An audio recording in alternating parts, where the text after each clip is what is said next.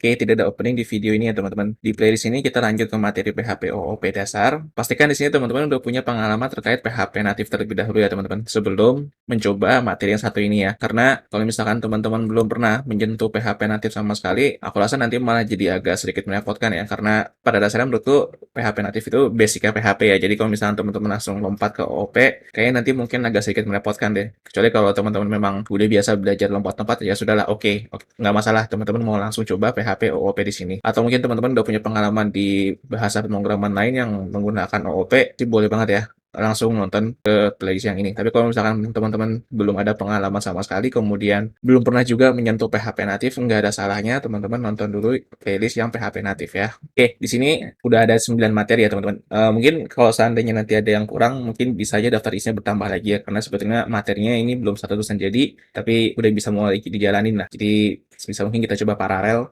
supaya nggak terlalu lama ya, kita nggak upload tutorialnya ya. Kemudian kita berkenalan dulu dengan apa itu OOP, kemudian apa itu kelas, kemudian apa itu objek, kemudian nanti ada istilah method and property, access modifier, static, constant, kemudian selanjutnya ada constructor dan destructor. Mudah-mudahan nggak salah sebut nih, karena memang bahasa Inggrisku jelek. Kemudian ada inheritance, kemudian ada abstract classes dan interface. Bahkan kedua hal ini sering diperdebatkan dan sering dibut ya. Jadi akan nanti ada sesi abstract class versus interface. Kemudian ada traits, namespace, iterables, dan type declaration ya. Di tutorial kali ini aku nggak akan coba masukin sesi codingnya ke dalam video ya. Jadi teman-teman nanti di presentasi ini akan ada screenshot codingnya, ada snippet screenshot codingnya lah. Ini teman-teman tinggal ketik ulang aja ke gloat.io ya. Jadi nanti di gloat.io ada pilihan PHP, teman-teman tinggal pilih PHP aja ya. Kalau teman-teman sekali lagi belum pernah cobain PHP natif atau belum punya pengalaman ngoding sama sekali, nggak ada salahnya teman-teman nonton dulu PHP natif ya, yang ada di channel kita kayaknya Creative Studio ini ya. Oke, kita masuk ke materi yang pertama dulu ya.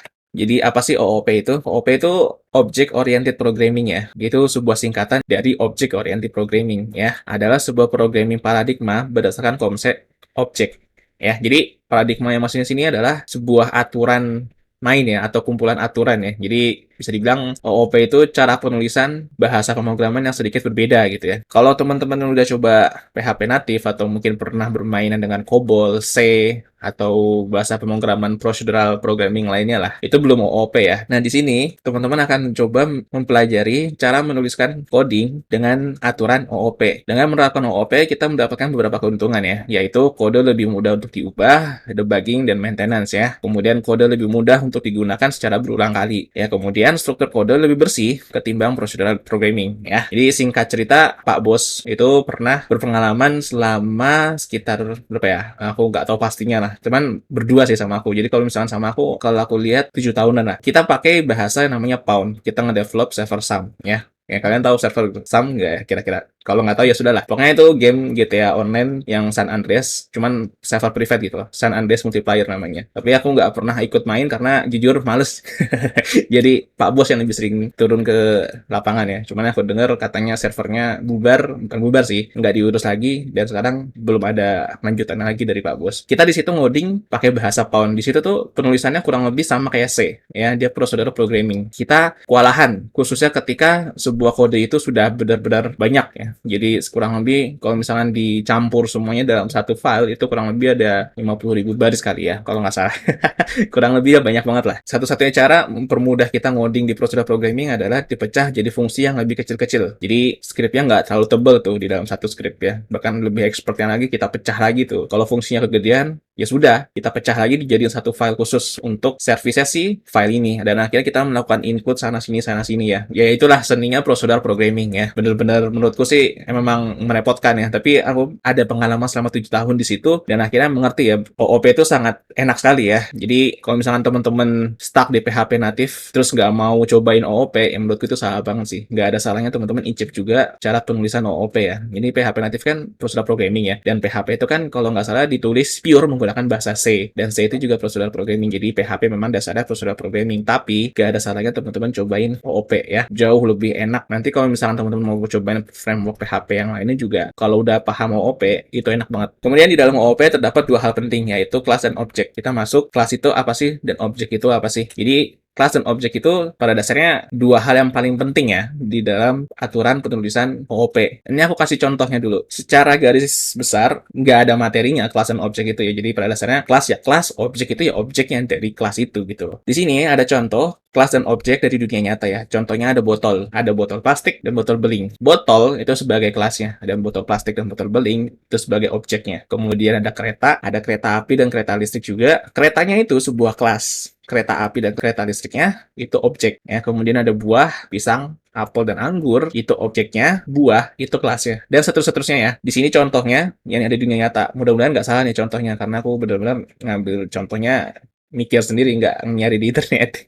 Karena aku lihat di internet terlalu luas contohnya ya. Mereka menjadikan kendaraan itu sebagai kelas dan objeknya itu merek nama kendaraannya gitu loh. Dan aku nggak mau itu ada di tutorial aku. Jadi aku coba bikin kelas dan objek contohnya sendiri. Ini contoh yang ada di dunia nyata. Kita lanjut ke contoh di kasus di dunia pemrograman lah misalnya ya. Di sini ada kelas report, export Excel, export PDF, bahkan ada kelas CRUD, kemudian proses bisnis dan service ya. Kemudian di objeknya ada report A, report B, report C. Jadi contohnya di sini adalah kalau misalkan ada sebuah report gitu ya, dan report A, B, C itu mirip gitu loh. Atau mungkin bisa dibilang kasus penyelesaiannya atau implementasi kode untuk penyelesaian atau tujuan dari proses bisnisnya untuk mencetak laporan itu mirip, maka report itu bisa dijadikan kelas. Karena apa? Karena kalau nanti teman-teman udah mulai coba ngoding menggunakan OOP, itu gampang banget ya reusable kodenya ya. Bener-bener gampang banget. Jadi ketimbang teman-teman bikin kode yang sama berulang kali, karena kelas itu sifatnya bisa menurunkan atau mewariskan kemampuan dari satu kelas ke kelas lain, ya atau dari parent ke child gitu ya. Ya sudah, kalau memang misalkan logiknya mirip, misalkan cara penyelesaiannya mirip dan bisa diimplementasikan, bahkan nggak perlu modifikasi sama sekali,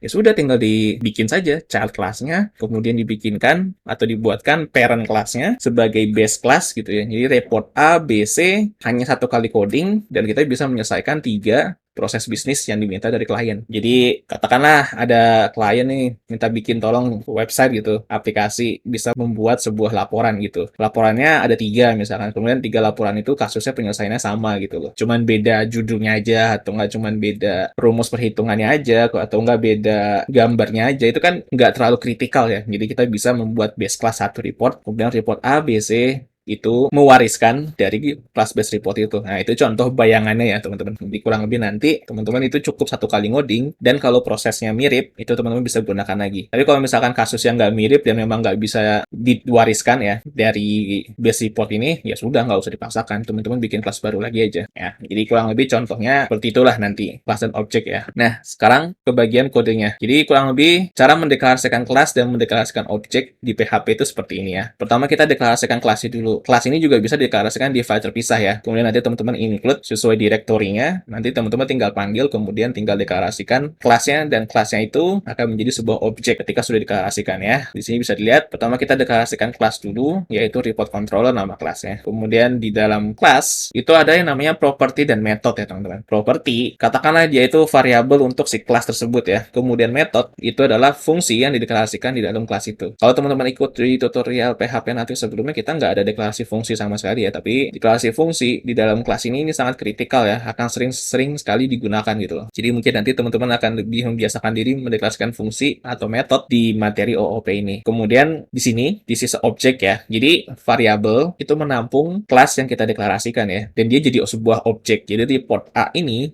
adalah objek dari kelasnya report controller ya. Jadi cara bacanya seperti itu ya. Kemudian variabel report A ini dia bisa mengakses semua properti atau metode selama dia bersifat public ya, nggak bersifat protected atau private, yaitu nanti akan dibahas di materi lainnya ya. Masih di playlist ini juga, tapi bagian yang lainnya dia bisa mengakses ya. Karena di sini ada metode ya, teman-teman biasakan ya, fungsi dan variabel yang ada di dalam kelas itu sebutnya metode dan properti ya. Tapi variabel yang ada di dalam metode sebuah kelas dan sifatnya itu masih lokal variabel, dia disebutnya tetap variabel, bukan property. Selama sifatnya publik, dia bisa dipanggil metodenya di sini. Jadi ketika saya hello, nanti dia akan mencetak nilai dari propertinya ini ya, yaitu nanti akan muncul di hello world ya. Teman-teman bisa pause, kemudian coba di glow.io ya. Nanti dia akan jalan codingnya. Ya, ini udah dites kok, jadi udah pasti nggak akan error lah. Oke, itu tadi ya terkait perkenalan pertama kita, yaitu apa itu OOP dan apa itu class and object. Di sini aku coba memberikan informasi yang sesingkat-singkatnya ya, dan sesimpel-simpelnya ya. Jadi kalau misalkan dirasa penjelasannya kurang apa ya ibaratnya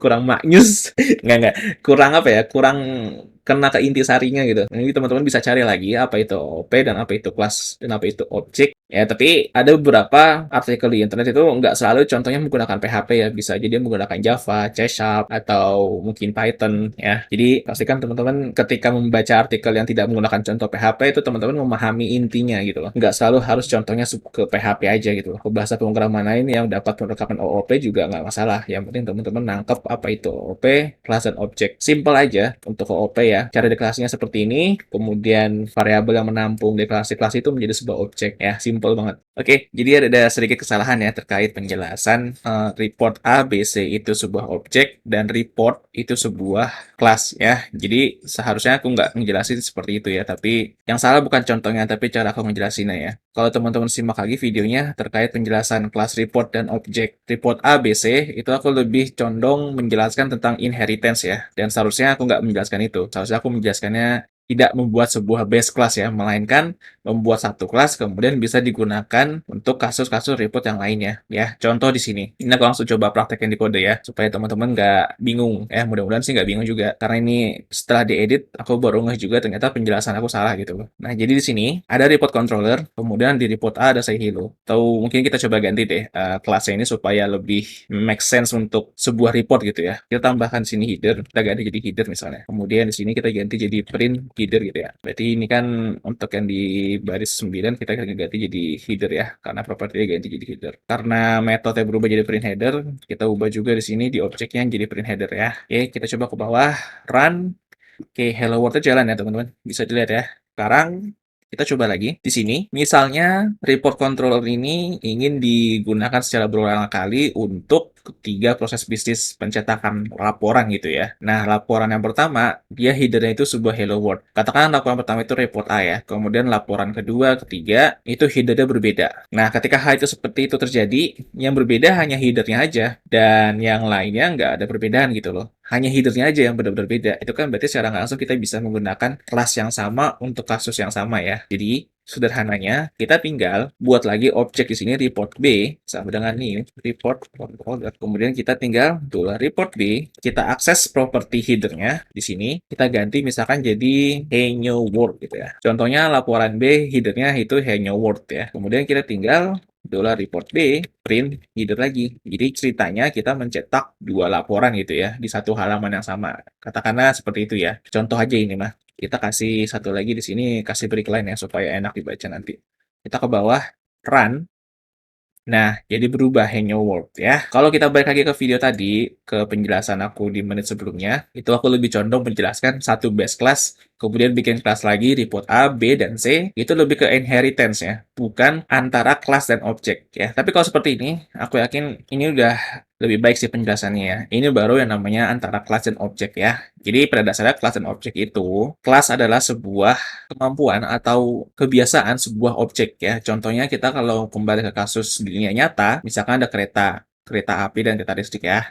Misalkan di sini ada kelas kereta gitu ya. Terus kita bikin kereta api itu ngambil dari kelas kereta gitu kan misalkan. Jadi kan di sini objek kereta api kebuat ya. Kemudian di sini kita buat lagi kereta api misalkan bahan bakarnya, ya kan dia ada properti namanya bahan bakar dari batu bara seperti itu. Kemudian kita deklarasikan lagi misalkan sebuah objek namanya kereta listrik gitu ya. Kemudian kita buat sini ngambil dari kelas kereta juga ya. Nah, kemudian di sini kita bikin kereta listrik ini bahan bakarnya itu bukan batu bara ya, tapi bahan bakarnya adalah sebuah listrik ya. Jadi itu ya sifatnya untuk kelas dan sebuah objek ya. Bukan membuat satu base class, kemudian bikin kelas lagi, kemudian di inheritance atau diberikan turunan kepada report A, B, C ya. Jadi teman-teman cukup bikin satu report aja, satu kelas report, kemudian teman-teman gunakan berulang kali ya. Tapi karena kasusnya di report B itu headernya berbeda, bukan hello world, tetapi hello world ya. Ini contoh aja. Jadi kita ubah dulu nilai si property headernya jadi hello world ya. Jadi seperti ini ya hubungannya antara objek dan kelas ya teman-teman. Ya sebenarnya sih nggak sepenuhnya salah juga kalau misalkan aku bilang ya bisa aja memang dibikin satu base class kemudian report ABC itu menerima turunan dari parentnya yaitu base class itu. Tapi kan di sini kita lagi ngebahas tentang kelas dan objek ya. Jadi kalau aku bahas inheritance itu kayaknya sih kurang pas gitu loh. Kita akan lanjut ke method property di video selanjutnya.